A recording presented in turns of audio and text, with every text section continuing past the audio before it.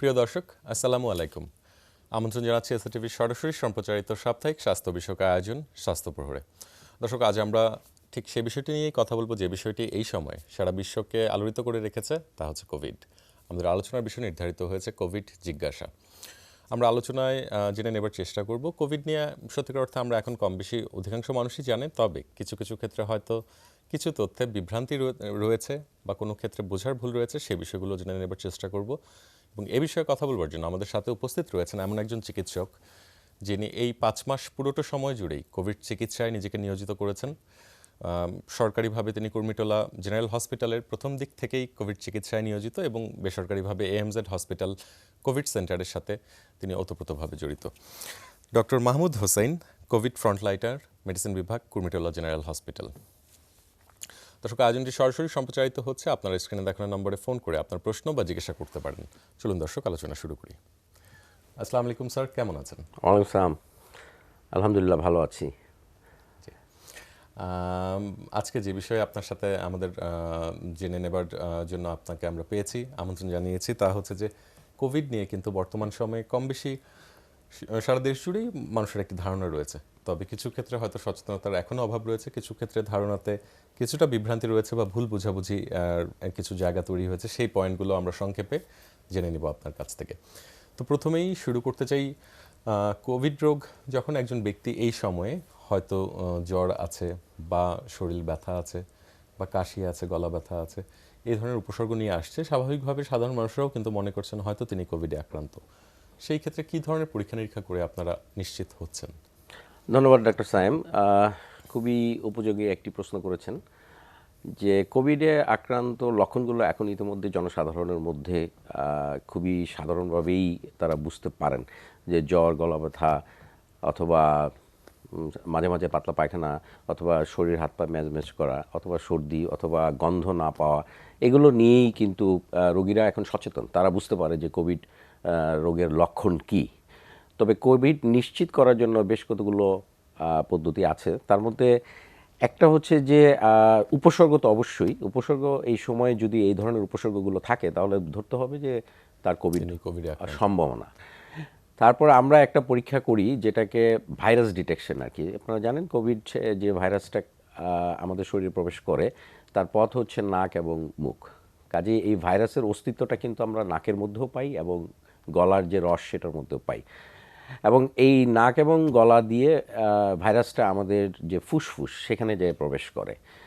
So আমরা যদি নাকের লালা অথবা গলার লালার থেকে দিয়ে নিয়ে যদি আমরা পরীক্ষা করতে পারি এবং একটা স্পেশাল একটা যন্ত্রের মাধ্যমে, যা পিসিআর মেশিন বলা হয়, তাহলে এই ভাইরাসটা আমরা ডিটেক্ট করতে পারি। তো এই উপসর্গের সাথে যদি এই ভাইরাসটা ডিটেক্ট হয় তাহলে তো ধরতেই হবে যে তার কোভিড হয়েছে। অনেক সময় এই ভাইরাসটা কিন্তু ডিটেক্ট হয়ও না, কারণ আপনি যেখান থেকে ভাইরাসটা ডিটেক্টেড করছেন সেই জায়গায় তো সবসময় ভাইরাসটা যে থাকবে এমন কোনো কথা নয়। কাজে ভাইরাসটা যদি নাও থাকে কিন্তু উপসর্গগুলো যদি থাকে তাহলে আমরা ধরেই নেই তার কোভিড হয়েছে। সেই ক্ষেত্রে আপনি যেমনটি বলছিলেন যে কোভিড, অর্থাৎ কোভিড শনাক্তকরণের জন্য একটি গোল্ড স্ট্যান্ডার্ড পরীক্ষা হচ্ছে আরটিপিসিআর পরীক্ষা, যেটি বাংলাদেশে বিভিন্ন জায়গাতে বুথ স্থাপন করা হয়েছে। তবে কিছু ক্ষেত্রে কিন্তু যেমনটি আপনি বলছিলেন যে একটি জায়গাতে ভুল বোঝাবুঝি তৈরি হচ্ছে যে তার লক্ষণ হয়তো কোভিডের মতো, কিন্তু আরটিপিসিআর রিপোর্টটি এসেছে নেগেটিভ। সেই ক্ষেত্রে কি শতভাগ নিশ্চিত করে বলা সম্ভব যে সেই ব্যক্তিটি কোভিডে আক্রান্ত নয়? এটি একটি প্রশ্ন। আর দ্বিতীয় হচ্ছে যে যাদের ক্ষেত্রে রিপোর্টটি নেগেটিভ এসেছে তাদের ক্ষেত্রে তাহলে কি অন্য কোনো পরীক্ষার মাধ্যমে আপনারা ধারণা বা নিশ্চিত হতে পারেন যে সে হয়তো করোনাতে আক্রান্ত? ধন্যবাদ। কোভিড নির্ণয়ের ক্ষেত্রে আমি আগেই বললাম যে আরটিপিসিআর যে পরীক্ষাটা সেটার মাধ্যমে নিশ্চিত করা যায়। এর বাইরে উপসর্গ যদি থাকে, তো এখানে আরটিপিসিআরের যে সেন্সিটিভ একটা টার্ম আছে যে আপনার ভাইরাসটা আপনার শরীরের মধ্যে আছে, but it is not detected. যদি ডিটেক্টেড নাও থাকে তাহলেও কিন্তু ধরে নিতে হবে যে ভাইরাসটা আপনার শরীরের ভিতরে আছে। কারণ সেন্সিটিভিটি কথার অর্থটা হচ্ছে যে 100 জন লোকের মধ্যে ওই জীবাণুটা আছে, কিন্তু পরীক্ষায় কিন্তু 100 জন লোকের কাছ থেকেই আসবে না। সেক্ষেত্রে দেখা যায় যে ভাইরাসের উপস্থিতিটা অনেক সময় ডিটেক্ট নাও হতে পারে। তার অর্থ এই না যে the person not having the virus. So এক্ষেত্রে কিছু ভুল বোঝাবুঝি তৈরি হচ্ছে, কারণ কিছু জায়গায় দেখা যাচ্ছে তার ভাইরাসটা ডিটেক্ট হচ্ছে, আরটিপিসিআর পজিটিভ হচ্ছে, আবার কিছু কিছু জায়গায় দেখা যাচ্ছে তার ভাইরাসটা পাওয়া যাচ্ছে না, বাট তার কিন্তু কোভিডের যত ধরনের উপসর্গ আছে সবই আছে। সো কোভিডের উপসর্গ থাকা কিন্তু প্রাথমিক যে লক্ষণগুলো সেটা কিন্তু একটা ভাইটাল ব্যাপার। তারপর আপনার আরটিপিসিআর পজিটিভ যদি হয় তাহলে তো মিলেই গেল সব কিছু। আর আরটিপিসিআর যদি নেগেটিভও হয় তাহলেও বলতে হবে যে তার কোভিড হয়েছে। এছাড়াও আমরা কিছু রেডিও ক্লিনিক্যালি আমরা ডিটেক্ট করি। তো রেডিওলজিক্যালি যেটা করা হয় যে আমরা এই ধরনের লক্ষণ পেলে তখন তার বুকের এক্স রে অথবা একটা সিটি স্ক্যান করে আমরা যদি কোনো ধরনের ইনফেকশন, যেটাকে আমরা বলি নিউমোনিয়া পাই বাইলেটারাল, মানে দুই দিকেই যদি পাই, তাহলে আমরা মোটামুটিভাবেই 100% নিশ্চিত হই যে তার কোভিড হয়েছে। অর্থাৎ আরটিপিসিআর নিয়ে আমরা আরও কিছু কথা বলবো। আরটিপিসিআর যাদের ক্ষেত্রে নেগেটিভ, তাদের ক্ষেত্রে আমরা যদি উপযুক্ত শারীরিক লক্ষণ সাথে সিটি স্ক্যান বা চেস্ট এক্সরেতে কোনো আলামত পেয়ে থাকি, সাথে যদি তার সাথে সামঞ্জস্যপূর্ণ রক্ত পরীক্ষা পেয়ে থাকি, তাহলে আমরা ধরে নিতে পারি তিনি কোভিডে আক্রান্ত। রাইট। আরটিপিসিআর নিয়ে যে বিষয়টি নিয়ে আপনার সাথে কথা হচ্ছিল, আপনি বলছিলেন যে এই পরীক্ষাটি প্রথম সপ্তাহে করলে 60% ক্ষেত্রে, আপনি যে সেন্সিটিভিটি বলছিলেন যে 100 জনের করোনা হলে 60 জনের ক্ষেত্রে পজিটিভ পাওয়া যাবে, 40 জনের ক্ষেত্রে নেগেটিভ।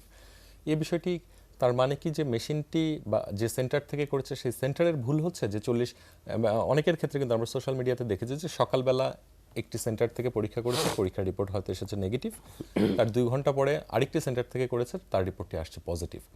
তো এই যে একই দিনে একই প্রায় কাছাকাছি সময়ে দুটি সেন্টারের রিপোর্ট ভিন্ন হচ্ছে, এটি নিয়ে কিন্তু আমাদের সাধারণ মানুষের ভিতর ভুল বোঝাবুঝি তৈরি হচ্ছে যে প্রথম সেন্টারটির রিপোর্টটি ভুল ছিল। বিষয়টি কি সত্যিই সেরকম? আসলে খুবই সুন্দর একটা প্রশ্ন করেছেন আপনি। একটু একটা আমি উদাহরণ দিই আপনাকে বুঝাই আর কি, যে আপনি পুকুরে মাছ ধরতে গেছেন, আপনি সকালবেলা যে জায়গায় বড়শি পেতেছেন সে জায়গায় মাছ ছিল, আপনি মাছটা পেয়েছেন। বিকেলবেলা ওই জায়গাটা মাছ ছিল না, তাহলে আপনি কি মাছ পাবেন? নিঃসন্দেহে না। তো বিষয়টা হচ্ছে যে আপনি যখন স্যাম্পলটা কালেকশন করলেন নাকের এবং গলার যে লালা সেখান থেকে, তো আপনি যখন স্যাম্পলটা কালেকশন করেছিলেন তখন যে ভাইরাসের যে লোড, মানে ভাইরাস কি পরিমাণ ছিল, কারণ লোডের উপর নির্ভর করবে ডিটেকশন। সো সেই পরিমাণ হয়তো ছিল না, কাজে সকালবেলা নেগেটিভ হতে পারে। আবার আপনি যখন অন্য এক সময় করলেন তখন সেখানে লোড ছিল, কাজে সেটা পজিটিভ হতে পারে। সো এই যে পজিটিভ নেগেটিভের যে বিষয়টা আসছে সেগুলো কিন্তু আসলে মানুষের মনে বিভ্রান্তি তৈরি করছে। তো আমি মনে করি যে কোভিডের যদি উপসর্গগুলো যদি থাকে এবং তার যদি পিসিআর যদি পজিটিভ হয় তাহলে তো হয়েই গেল, নিশ্চিত হয়ে গেল। কিন্তু তার যদি উপসর্গগুলো যদি থাকে তাহলে ধরেই নিতে হবে যে তার কোভিড হয়েছে এবং তাকে অন্য রাস্তায় আগাতে হবে, রক্ত পরীক্ষা, এবং অক্সিজেন অন্যান্য মনিটরিং। পরীক্ষাগুলোর মাধ্যমে। এবং কারণ কোভিডে প্রয়োজনে কিছু ধরনের রক্তের মধ্যে কিছু মার্কার বলি আমরা, সে মার্কারে কিছু চেঞ্জ হয় আর কি, কিছু কিছু মার্কার বেড়ে যায়, মাত্রার অতিরিক্ত বেড়ে যায়। তো সেগুলো অ্যানালাইসিস করে তখন আমরা ধরে নিই যে the person having the covid. Okay, ধন্যবাদ স্যার। অত্যন্ত সময় উপযোগী একটি বিষয়ে আপনি পরিষ্কার করে আমাদের বার্তা দিলেন। এবার যদি আসি যাদের ক্ষেত্রে টেস্ট পজিটিভ হয়েছে, সকলকে তো হাসপাতালে ভর্তি হওয়ার জন্য আপনারা পরামর্শ দেন না। কাউকে কাউকে বলছেন, বা অধিকাংশ মানুষকেই বলছেন আপনারা বাসায় থেকে আপনাদের চিকিৎসা সেবা নিতে পারবেন। তাদের জন্য কি পরামর্শ রয়েছে? তাদের মনিটরিংটি আপনারা কিভাবে করে থাকেন? তাদেরকে অনেক সময় আপনাদের দিক থেকে বলা হচ্ছে যে আপনারা একটি পালস অক্সিমিটার কিনে বাসায় রাখেন। কেন বলছেন এটি? কিছুদিন পর পর তাদেরকে রক্ত পরীক্ষা করতে বলছেন, কেন বলছেন এই বিষয়গুলো একটু যদি আমরা জেনে নিই। ধন্যবাদ, খুবই সুন্দর একটি প্রশ্ন করেছেন। কোভিড রোগে আক্রান্ত রোগীদের যে সমস্যাগুলো হয় তার মধ্যে একটা অন্যতম সমস্যা হচ্ছে এই ভাইরাসগুলো ফুসফুসে আক্রান্ত করে এবং ফুসফুসে সে এক ধরনের ইনফ্ল্যামেটরি চেঞ্জ করে, যার ফলে ফুসফুসের যে অক্সিজেন নেওয়ার ক্যাপাসিটি সেটা কিন্তু কমে যায়। সো যদি কারো যদি অক্সিজেন স্যাচুরেশন, মানে অক্সিজেন নেওয়ার যে ক্যাপাবিলিটি সেটা যদি কমে যায়, তো সেক্ষেত্রে এটা আমরা একটা অ্যালার্মিং সাইন বলি। আর সেক্ষেত্রে কিন্তু তার হাসপাতালে ভর্তি হওয়াটা খুবই প্রয়োজন। এছাড়া কোভিডটা আপনারা আগেও জেনেছেন যে কোভিডের কিন্তু কয়েকটা ফর্ম আছে, যেমন এটা একটা মাইল্ড ফর্মে আসতে পারে, একটা মডারেট ফর্ম হতে পারে এবং সিভিয়ার ফর্ম হতে পারে। সো মাইল্ড ফর্মের অনেকেই দেখবেন যে বলছে যে আমি নাকের গন্ধ পাচ্ছি না বেশ কিছুদিন যাবৎ, তারপরে একসময় সে কিন্তু ভালো হয়ে যাচ্ছে, তা ধরেই নিতে হবে সে কোভিডে আক্রান্ত হয়েছিলেন এবং এখন সে রিকভার্ড হয়ে গিয়েছেন। আবার কিছু কিছু দেখা যাচ্ছে যে তার অন্যান্য উপসর্গগুলো যেমন গলা ব্যথা হচ্ছে, তার মাথা ব্যথা হচ্ছে, তার কাশি হচ্ছে, সে স্মেল পাচ্ছে না, এবং এর সাথে তার শ্বাস প্রশ্বাসে কষ্ট হচ্ছে। তো এই ধরনের উপসর্গ নিয়ে যদি রোগীরা আসে, তাহলে ধরেই নিতে হবে তার একটা হসপিটাল অ্যাডমিশনটা খুবই প্রয়োজন। কারণ আপনি যদি আর্লি হসপিটাল অ্যাডমিশন করতে পারেন কোনো কোভিডে আক্রান্ত রোগীদেরকে, তাহলে তারকে আমি তো মনে করি নিয়ার অ্যাবাউট 99 to 100% তাকে সেভ করা সম্ভব। যদি এই সমস্ত উপসর্গ থাকা সত্ত্বেও যদি আপনি ঘরে বসে থাকেন, তাহলে এবং একটা পর্যায়ে যখন আপনাকে সেভ করার মতো কোনো ধরনের চিকিৎসা ব্যবস্থা করা যাচ্ছে না, যদি আসেন, তাহলে তাদের ক্ষেত্রে ফ্যাটালিটি বা মর্টালিটি রেটটা অনেক বেশি হয়ে যায়। সো আমি মনে করি যে যারা ঘরে আছেন, যারা কোভিডে আক্রান্ত হচ্ছেন, তাদের অবস্থান অনুযায়ী সাথে সাথে চিকিৎসকের পরামর্শ নেয় এবং কখন কোন অবস্থায় তার আসলে হাসপাতালে ভর্তি হওয়া প্রয়োজন সে ব্যাপারে চিকিৎসকের পরামর্শ নিয়ে রাখাটা উচিত। যেমনটি আপনি বলছিলেন যে যাদের ক্ষেত্রে কিছু অ্যালার্ম সাইন থাকছে, বিশেষ করে অক্সিজেনের মাত্রা কমে আসছে, তাদের অবশ্যই হসপিটালে যেতে হবে বাসায় সময় ক্ষেপণ না করে। এবং আপনার অভিজ্ঞতা থেকে আপনি বলছেন যে যারা প্রাথমিক পর্যায়ে ভর্তি হয়েছে তাদের ক্ষেত্রে মৃত্যু হার প্রায় নেই বললেই চলে। রাইট। যদি চিকিৎসার বিষয়ে এবার কিছু কথা আপনার কাছ থেকে জেনে নেই যে সামাজিক যোগাযোগ মাধ্যমে বা বিভিন্ন মাধ্যমে মানুষের মোবাইলে মোবাইলে মেসেজ আছে বেশ কিছু ওষুধের একটি লিস্ট। তো এই বিষয়ে আপনার মন্তব্য কি? যে এই যে বেশ কিছু ওষুধের নাম শোনা যায় যে কারো এই ধরনের লক্ষণ হলে তারা নিজে থেকেই সেগুলো খেয়ে নিচ্ছেন। সেই ক্ষেত্রে আমরা দেখেছি যে অনেক ক্ষেত্রে অনেক এই ধরনের বার্তাতে 3-4টি অ্যান্টিবায়োটিক একসাথে রয়েছে। সেটি কি উপকারী কোনো ভূমিকা রাখতে পারে নাকি তার সাথে সাথে ঝুঁকিও হতে পারে? চমৎকার কোশ্চেন করেছেন। আপনার বুঝতে হবে যে হোয়াট ইজ অ্যান্টিবায়োটিক। অ্যান্টিবায়োটিক হচ্ছে, আমরা সাধারণত অ্যান্টিবায়োটিক বলি, বাট আসলে অ্যান্টিব্যাকটেরিয়াল। আমরা বাজারে যে সমস্ত ওষুধ পেয়ে থাকি, তো আপনার আক্রমণ করেছে ভাইরাস, এখন আপনি খাচ্ছেন অ্যান্টিবায়োটিক, মানে অ্যান্টিব্যাকটেরিয়াল। হ্যাঁ, ভাইরাস যদি আক্রমণ করে আর শরীরের রোগ প্রতিরোধ ক্ষমতা যদি কমে যায়, তখন ব্যাকটেরিয়া কিন্তু আবার আক্রমণ করে বসে। তো সেটাকে প্রিভেন্ট করার জন্য আপনি অ্যান্টিবায়োটিক দিয়ে থাকেন। তো আপনি একসাথে যদি ভাইরাসের এগেনস্টে যদি ব্যাকটেরিয়ার ওষুধ, অ্যান্টিব্যাকটেরিয়ার ওষুধ খেয়ে থাকেন, তাহলে তো আমার মনে হয় এটা কোনো লজিক্যাল বিষয় না। আপনি তার উপরও যদি আপনি 3-4টা অ্যান্টিবায়োটিক খেয়ে থাকেন, তো আমি মনে করি এই সমস্ত বিষয় থেকে মানুষকে বের হয়ে আসা উচিত। আর সোশ্যাল মিডিয়া বা বিভিন্ন জায়গায় যে সমস্ত চিকিৎসা ব্যবস্থার কথা বলা হচ্ছে, এগুলো একসময় বেশ প্রয়োগ করা হতো। কারণ এই যে ভাইরাসটা আসছে, এটা তো সম্পূর্ণ নতুন একটা ভাইরাস, এটা নিয়ে অনেক গবেষণা হচ্ছে। ভাইরাসটা শরীরের ভিতরে কী ধরনের কী পরিবর্তন করতে পারে সেগুলো নিয়ে কিন্তু নিরন্তর গবেষণা হচ্ছে, এবং বিভিন্ন ধরনের উপসর্গ কিন্তু এখন পাওয়া যাচ্ছে। সো হুটহাট করে 2-3টা অ্যান্টিবায়োটিক খাওয়া আমার মনে হয় না এটা কোনো লজিক। সঠিক সিদ্ধান্ত হবে।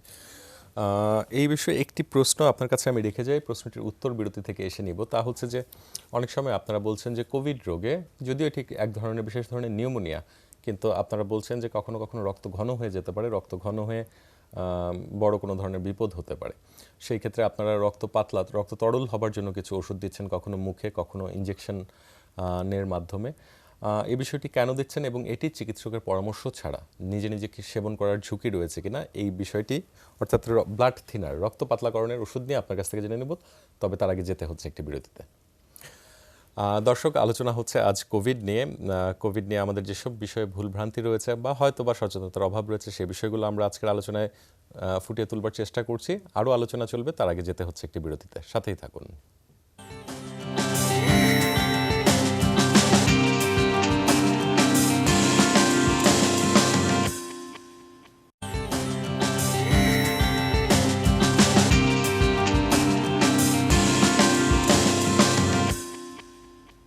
চলুন দর্শক, আলোচনায় ফিরে যাই। বিরতির আগে স্যার আপনার কাছ থেকে জেনে নিচ্ছিলাম যে কোভিড চিকিৎসার বিষয়ে কারো কারো ক্ষেত্রে রক্ত তরল হবার জন্য ওষুধ আপনারা দিচ্ছেন।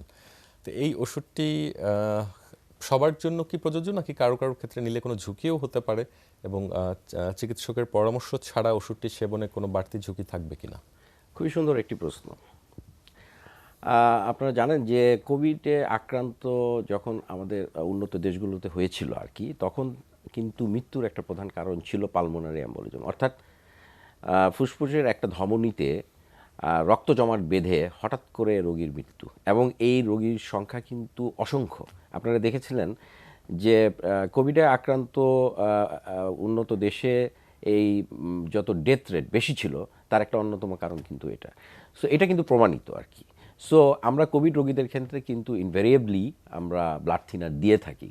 তবে হ্যাঁ, এটা যত্রতত্র ব্যবহার করার মধ্যে কিছু ধরনের সতর্কতা নেওয়া উচিত বলে আমি মনে করি।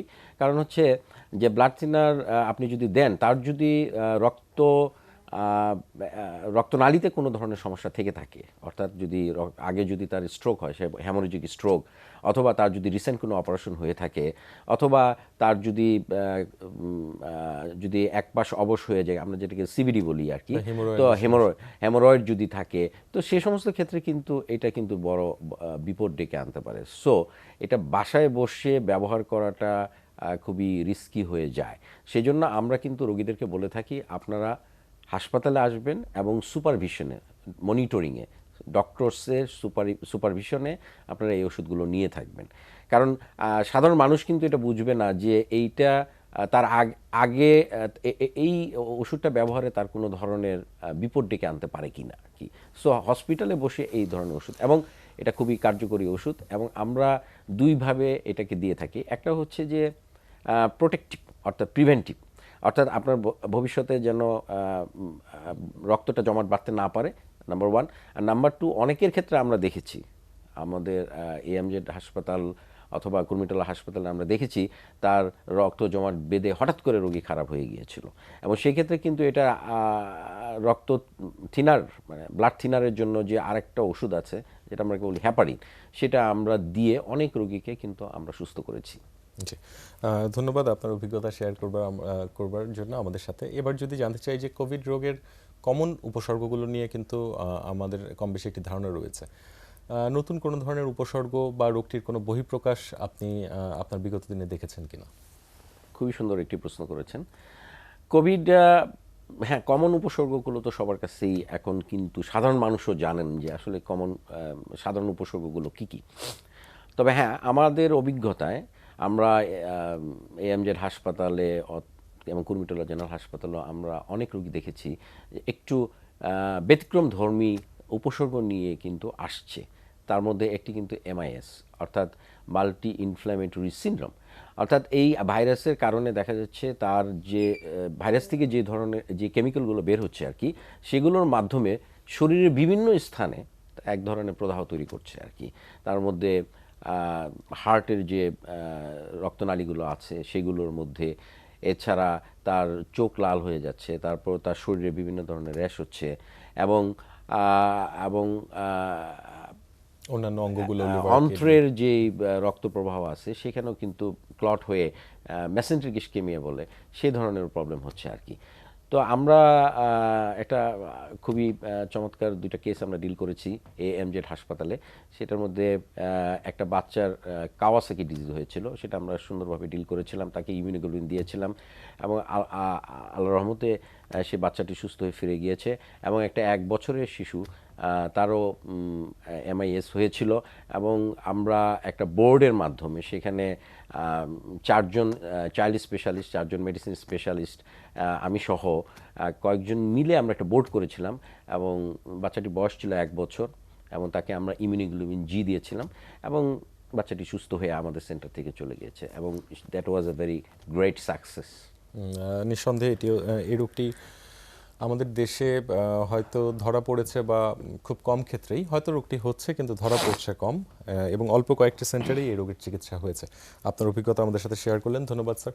এবার যদি আমরা জেনে নিতে চাই যে কোভিড আমাদের দেশে এখন অনেকেরই হয়ে গিয়েছে, তো কোভিড পরবর্তী সময়ে কি কি ধরনের জটিলতা আপনারা পাচ্ছেন, বা কি ধরনের উপসর্গ নিয়ে আপনাদের কাছে রোগীরা আসছে? এটাও খুবই সুন্দর একটি কোশ্চেন, কারণ কোভিড নিয়ে আমরা এতই ব্যস্ত ছিলাম যে কোভিড সমসাময়িক যে সমস্যাগুলো হচ্ছিল সেগুলো নিয়ে আমরা ডিল করছিলাম, কিন্তু এটার তো অস্তিত্ব প্রায় 5 মাস হয়ে গিয়েছে। 5 মাস পরে এসে আমরা অনেক ধরনের সিমটম, আমরা উপসর্গ পাচ্ছি কোভিড পরবর্তী, যেটাকে পোস্ট কোভিড সিনড্রোম বলা হয়। এবং এই ক্ষেত্রে আমরা একটা খুবই বড় ধরনের যেটা সমস্যা পাচ্ছি সেটা হচ্ছে ক্রনিক ফেটিক সিনড্রোম আর কি। কোভিড চিকিৎসার পরবর্তী 3 থেকে 6 মাসের মধ্যে তাদের দেখা যাচ্ছে যে তার একটা ফেটিক, অর্থাৎ তার অবসাদগ্রস্ত হচ্ছে আর কি, তার ঠিকমতো ঘুম হচ্ছে না, তার শরীর চলছে না, সে কোনো শক্তি পাচ্ছে না, সে কেমন যেন ঘুম মানে দুঃস্বপ্ন দেখছে, হ্যালুসিনেশন হচ্ছে, এই ধরনের সমস্যা আমরা পাচ্ছি। আর কিছু কিছু ক্ষেত্রে আমরা স্কিনের কিছু র্যাশ নিয়েও প্রেজেন্ট করছে, সেই ধরনের রোগী পাচ্ছি। আবার আরেকটা আমরা আরও 2-3টা কেস পেয়েছি যে তারা খুব সিভিয়ার হেডেক নিয়েও আমাদের কাছে এসছে, এবং আলটিমেটলি আমরা পরে দেখলাম যে তার আগে কোভিড হয়েছিল এবং এখন তার একটা ক্রনিক হেডেক, মাথা ব্যথা ভালো হচ্ছে না, অনেক দিন যাবত মাথা ব্যথা, বিভিন্ন ধরনের ওষুধ খাচ্ছে। এটা হেডেকের যে ক্লাসিফিকেশন আছে সেটা কোনো পর্যায়েই তাকে ফেলা যাচ্ছে না। তো এরকম কিছু উপসর্গ আমরা পাচ্ছি, এবং আমরা ফুসফুসজনিত কি কোনো ধরনের বা সমস্যা পাওয়ার কোভিড পরবর্তী সময়ে হতে পারে? খুবই সুন্দর কোশ্চেন করেছেন। ফুসফুস সংক্রান্ত, যেহেতু ভাইরাসটা ফুসফুসে আক্রান্ত করে, ফুসফুসের কিছু ড্যামেজ হয়, ড্যামেজ থেকে ফুসফুসে যে অক্সিজেন নেওয়ার যে ক্যাপাবিলিটি সেটা কিন্তু কমে যায়। তো এই কারণে কিন্তু ফুসফুসে তার ব্রিদিং প্রবলেম, একটা বড় ধরনের প্রবলেম নিয়ে কিন্তু আসছে কোভিড পরবর্তী অবস্থায়, এবং ঠিকমতো সে শ্বাস নিতে পারছে না, বা একটু অল্প হাঁটলেই সে হাঁপিয়ে যাচ্ছে। সে তার শ্বাসকষ্ট হচ্ছে। এই ধরনের সমস্যা তো অবশ্যই কিছু নিয়ে আসছে। এই জাতীয় সমস্যাগুলো পাচ্ছেন। অত্যন্ত অল্প সময়ে আমরা অনেকগুলো বিষয় আপনার কাছ থেকে জেনে নেবার চেষ্টা করেছি। ধন্যবাদ স্যার, এত ব্যস্ততার ভিতরে আপনি আমাদের সময় দিয়েছেন। সবার শেষে আমাদের দর্শকদের উদ্দেশ্যে আপনার কি বার্তা রয়েছে? আমি দর্শকদের উদ্দেশ্যে যে কথাটি বলতে চাই সেটা হচ্ছে যে কোভিড কিন্তু এখন আর অপরিচিত কোনো রোগ নয়, এটা কিন্তু সবাই একটা পরিচিত রোগ। আমার মনে হয় বাংলাদেশের 18 কোটি মানুষের মধ্যে সবাই কিন্তু এখন কোভিড বিষয়ে কিন্তু কম বেশি জানেন। তো দর্শকদের উদ্দেশ্যে আমি বলতে চাই, যে উপসর্গ এই সময় হচ্ছে, সে যেটা আমরা কোভিড মনে করছি বা আপনারা মনে করছেন, সেগুলো যদি হয়ে থাকে তাহলে অবশ্যই আপনারা একজন চিকিৎসকের পরামর্শ নেবেন। আর যে সিমটমগুলোতে মনে হয় যে যেমন আপনার শ্বাসকষ্ট হচ্ছে বা আপনার কাশি বেশি হচ্ছে, আপনার জ্বর সারছে না, সেই ক্ষেত্রে কিন্তু ঘরে বসে থাকার কোনো উপায় নাই। অবশ্যই আপনাকে হসপিটালে ভর্তি হয়ে চিকিৎসা নিতে হবে। কোভিডের টু দ্য পয়েন্টের চিকিৎসাটা যদিও নাই, অর্থাৎ অ্যান্টিভাইরাল ভ্যাকসিন নাই, বাট কোভিড থেকে যে কমপ্লিকেশনগুলো হচ্ছে সেটাকে প্রিভেন্ট করার মতো যথেষ্ট চিকিৎসা আছে, এবং সেই চিকিৎসার মাধ্যমে কিন্তু একজন মানুষকে 100% সুস্থ করে ফিরিয়ে দেওয়া সম্ভব। কাজে আপনারা এই ধরনের কোনো উপসর্গ যদি আপনাদের মধ্যে থাকে, কোভিড যে ধরনের উপসর্গ হয়, তাহলে অবশ্যই চিকিৎসকের পরামর্শ নেবেন, এবং কখনো কোনো ধরনের ওষুধ সেবনের আগে একটু ভেবে নিন যে ওষুধটা আসলেই আপনাকে কতটুকু উপকৃত করবে। ধন্যবাদ। ধন্যবাদ স্যার, ব্যস্ততার ভিতরে আমাদের মাঝে আসবার জন্য। কথা হচ্ছিল আজ কোভিড নিয়ে। দর্শক শ্রোতা, আপনারা আজ প্রথম থেকেই শুনলেন যে কোভিড নিয়ে আমাদের যে কিছু বিষয়ে ভুলভ্রান্তি রয়েছে। আলোচনার মূল বিষয়গুলো আপনাদের সাথে যদি আমি আরেকবার তুলে ধরতে চাই, তা হচ্ছে যে কোভিড হলে অবশ্যই আপনারা যখন বাসায়, সবার হাসপাতালে ভর্তি হওয়ার প্রয়োজন নাই, তবে আমি মনে করি সকলেরই একজন নিকটস্থ রেজিস্টার্ড চিকিৎসকের সাথে পরামর্শের বা যোগাযোগের প্রয়োজন অত্যন্ত রয়েছে। সেই ক্ষেত্রে সেই চিকিৎসক নির্ধারণ করবে কার ক্ষেত্রে হাসপাতালে যেতে হবে, কার ক্ষেত্রে যেতে হবে না। উপসর্গ, কেবল যদি আমরা উপসর্গকে ধরে নেই যে আমি তো ভালো আছি, আমাকে হাসপাতালে যেতে হবে না, তা অত্যন্ত বড় একটি ভুল বার্তা আপনাদের কাছে যাবে। যে কোভিড রোগে উপসর্গ কোনো ধরনের কোনো রোগের গতি বোঝার জন্য কোনো প্যারামিটার নয়। আপনার যদি কোভিড হয়ে থাকে, আপনি অবশ্যই পালস অক্সিমিটার একটি সংগ্রহ করে নেবেন এবং অক্সিজেনের দিকে খেয়াল রাখবেন। যদি অক্সিজেনের মাত্রা 93 বা 92 নিচে যায়, সেই ক্ষেত্রে আপনি অবশ্যই হাসপাতালে ভর্তি হবার বিষয়ে চেষ্টা করতে হবে। আর চিকিৎসকের কাছ থেকে তো আপনি অবশ্যই চিকিৎসা নেবেন, সেই অনুযায়ী ওষুধ খাবেন। সামাজিক যোগাযোগ মাধ্যম বা মোবাইলে কোনো মেসেজের মাধ্যমে কোনো প্রেসক্রিপশন ফলো করে কোনো ওষুধ আপনারা সেবন করবেন না। এবং অন্যান্য যে বিষয়গুলো নিয়ে আজ আলোচনা হয়েছে, যে কোভিড রোগ বিশেষ করে শিশুদের ক্ষেত্রে আনকমন কিছু বহিঃপ্রকাশ নিয়ে আসতে পারে, সে বিষয়ে আপনারা সকলে সচেতন থাকবেন। সকলে আমরা সুস্থ থাকি, সামনের দিনগুলোতে কোভিড মুক্তভাবে আমরা আবার স্বাভাবিক জীবনে ফিরে যাব, সেই প্রত্যাশায় আজ এখানেই শেষ করছি। ধন্যবাদ আপনাদের।